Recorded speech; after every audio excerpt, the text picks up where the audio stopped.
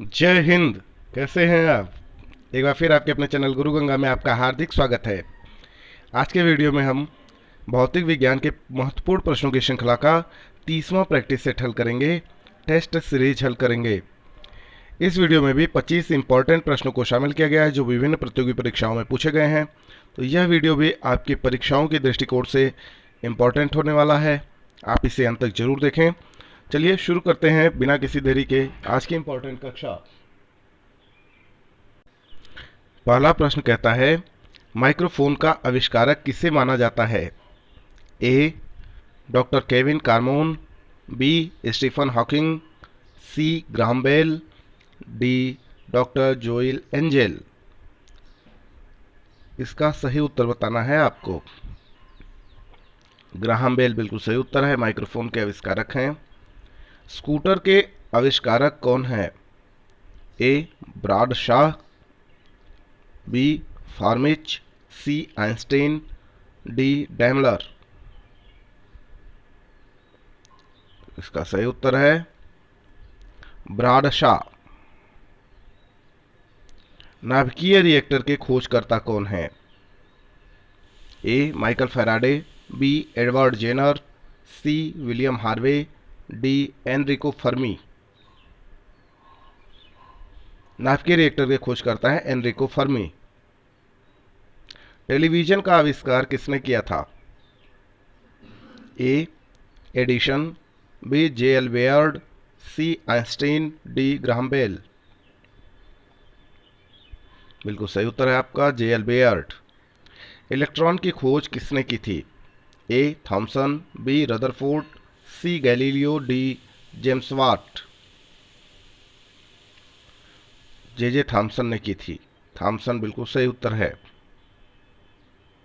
Fountain pen के आविष्कारक कौन थे? A Waterman, B Sheaffer, C चैल पार्क, डी पार्कर। फाउंटेन पेन के आविष्कारक वाटरमैन बिल्कुल सही है। विल्हेल्म रॉन्टजेन ने किसका आविष्कार किया था? ए विद्युत मोटर का, बी एक्सरे मशीन का, सी विद्युत बल्ब का, डी रेडियो का। या एक्सरे मशीन का आविष्कार किया था। सापेक्ष आर्द्रता किससे मापी जाती है? ए पोटेंशियोमीटर से, बी हाइग्रोमीटर से, सी लैक्टोमीटर से, और डी कहता है हाइड्रोमीटर से। आपको बताना है सापेक्ष आर्द्रता किससे मापी जाती है? हाइग्रोमीटर से, बिल्कुल सही उत्तर है ये। पायरोमीटर किसके मापन के लिए प्रयोग में लाया जाता है? ए आर्द्रता, बी वायुदाब, सी उच्च तापमान, डी भूकंप की तीव्रता। तो पायरोमीटर उच्च तापमान के मापन में प्रयोग किया जाता है। बिल्कुल सही उत्तर है ये। महासागर में डूबी हुई वस्तुओं की स्थिति जानने के लिए निम्न में से किस यंत्र का प्रयोग किया जाता है? ए सेक्सटेंट, बी गैल्वेनोमीटर, सी ऑडियोमीटर, डी सोनार। तो इसका सही उत्तर है सोनार। निम्नांकित में से कौन सुमेलित नहीं है? एक तरफ यंत्र का नाम दिया हुआ है, दूसरे तरफ उससे संबंधित तथ्य दिए हुए हैं। आपको बताना है इसमें से कौन सुमेलित नहीं है। 3 सुमेलित होगा, 1 नहीं होगा। तो चलिए शुरू करते हैं। पहला देखिए, कार्डियोग्राफ, उससे संबंधित हृदय गति। बी कार्ब्यूरेटर, उससे संबंधित आंतरिक दहन इंजन। सी मैनोमीटर, उससे संबंधित दाब, और डी सिस्मोमीटर, उससे संबंधित पृथ्वी तल की वक्रता। कौन सुमेलित नहीं है?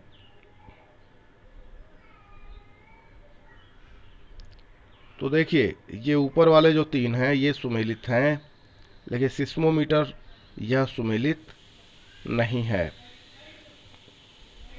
निम्न में से कौन सुमेलित नहीं है? वैसा ही प्रश्न है। ए कहता है पायरोमीटर, इसका संबंध उच्च ताप से होता है। बी कहता है अमीटर, इसका संबंध विद्युत धारा से होता है। सी कहता है टैक्योमीटर, इसका संबंध दाबांतर से होता है। और डी कहता है एनीमोमीटर, इसका संबंध वायु की चाल से होता है। आपको बताना है इसमें कौन सा सुमेलित नहीं है। तो सब सुमेलित है, केवल टैक्योमीटर दाबांतर वाला जो ये ऑप्शन है यह सुमेलित नहीं है। इस प्रश्न के लिए यही सही उत्तर है। सापेक्ष आर्द्रता किसके द्वारा मापी जाती है?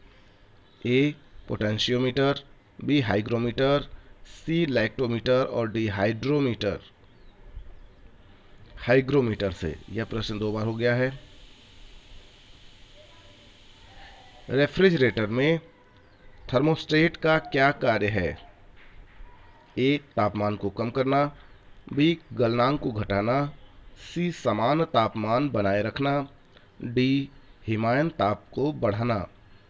आपको बताना है रेफ्रिजरेटर में थर्मोस्टेट का कार्य क्या है? समान तापमान बनाए रखना, बिल्कुल सही उत्तर है ये। आगे देखिए, सुमेलित करना है ना। सूची 1 और सूची 2 दी गई है। एक तरफ लिखा हुआ है भूकंप, उससे संबंधित लिखा हुआ है एमीटर, यानी तथ्य दिए गए हैं, उससे संबंधित यंत्रों के नाम सूची 2 में दिए गए हैं। आपको उसे सुमेलित करना है। नीचे ABCD करके 4 ऑप्शन भी आपके सामने होंगे। आपको बताना है कि इसमें से सही उत्तर क्या होगा, तो आपको मैच कराना है। तो चलिए देखते हैं सही उत्तर कौन सा होगा, ठीक ना। सूची 1 को सूची 2 से सुमेलित कराएं। चलिए, भूकंप, इसका संबंध किससे है? तो भूकंप को मापा जाता है सिस्मोग्राफ से। किससे? सिस्मोग्राफ से। ऊंचाई को किससे मापा जाता है? तो ऊंचाई को मापा जाता है अल्टीमीटर से। विद्युत धारा, आप जानते हैं विद्युत धारा को मापने के लिए एमीटर का प्रयोग किया जाता है। और प्रतिरोध, ओम इसका मात्रक ही है, तो ये सीधे सीधे ही है।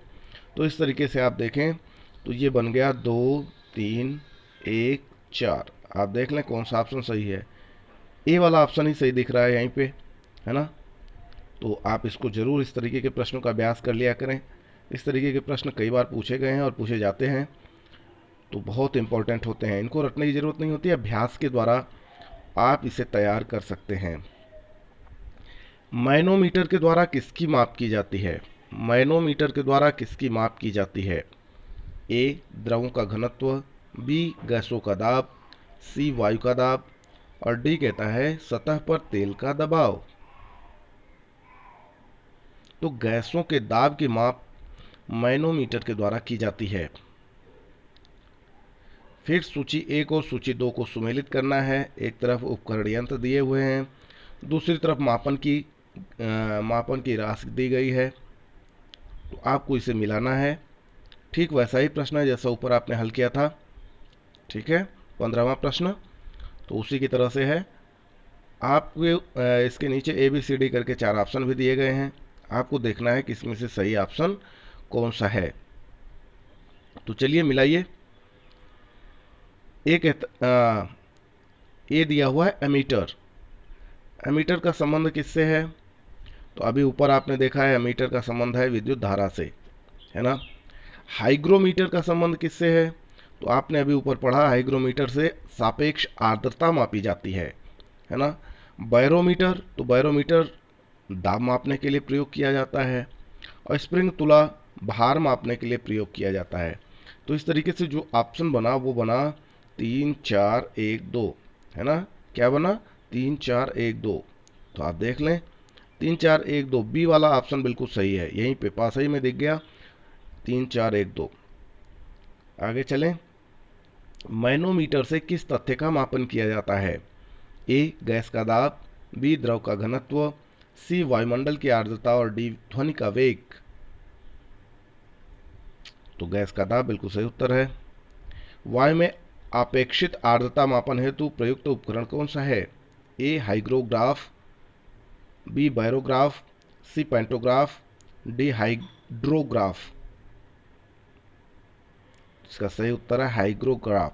देखिए, एक तरह के प्रश्न कई बार पूछे जा रहे हैं, तो आप घबराइएगा नहीं, क्योंकि अलग अलग प्रतियोगी परीक्षाओं में थोड़ी थोड़ी चीज़ों को बदल बदल के प्रश्न बनाए गए हैं। तो हर तरीके के प्रश्नों को इसमें शामिल कर लिया गया है ताकि किसी भी तरीके से पूछा जाए तो आप उसका उत्तर सही ढंग से दे लें। दूध की शुद्धता का मापन कौन करता है? ए फैदोमीटर, बी मैनोमीटर, सी हाइड्रोमीटर और डी लैक्टोमीटर। बिल्कुल सही, लैक्टोमीटर। निम्न में से किसका उपयोग ऊंचाई नापने के लिए किया जाता है? ऊंचाई मापने में किसका प्रयोग होता है आपको बताना है। ए हाइड्रोमीटर, बी प्लानीमीटर, सी अल्टीमीटर, डी बैरोमीटर। अल्टीमीटर का प्रयोग किया जाता है ऊंचाई मापन में। सिस्मोग्राफ किसका पता लगाने के लिए उपयोगी है?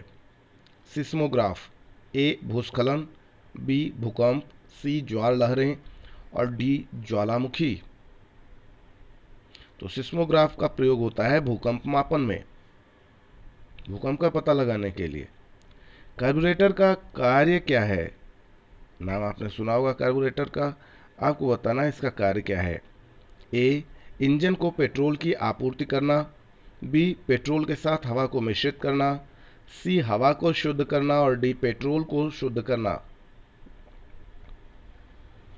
आपको बताना है कार्बोरेटर का कार्य। पेट्रोल के साथ हवा को मिश्रित करना कार्बोरेटर का कार्य है।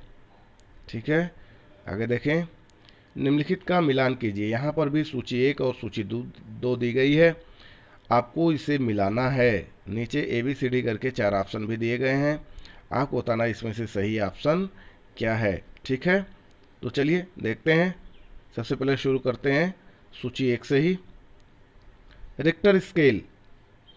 तो रिक्टर स्केल जो पैमाना होता है, इस पे हम मापते हैं भूकंप की तीव्रता।